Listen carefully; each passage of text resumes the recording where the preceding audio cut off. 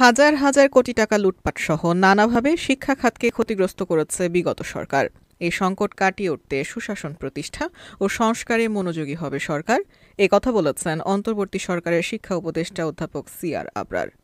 বুধবার ১৯ মার্চ সকালে রাজধানীর সেগুনবাগিচায় মাতৃভাষা ইনস্টিটিউটে মাদ্রাসা শিক্ষার অতীত, বর্তমান ও ভবিষ্যৎ নিয়ে আলোচনা সভায় যোগ দিয়ে তিনি এসব কথা বলেন। শিক্ষা উপদেষ্টা বলেন, মাদ্রাসায় কোনো অপরাধ হলে সেগুলোর সাজা নিশ্চিত করতে হবে।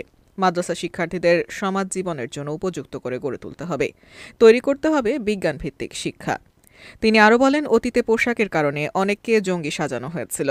যারা এই কাজে জড়িত ছিল তাদেরকে বিচারের আওতায় আনতে হবে। যে কোনো পেশায় খারাপ লোক থাকতে পারে, তাই বলে সবাইকে খারাপ বলা যাবে না। সকল সম্প্রদায়ের মানুষের প্রতি সংবেদনশীল হতে হবে বলেও মন্তব্য করেন অধ্যাপক সিআর আবরার।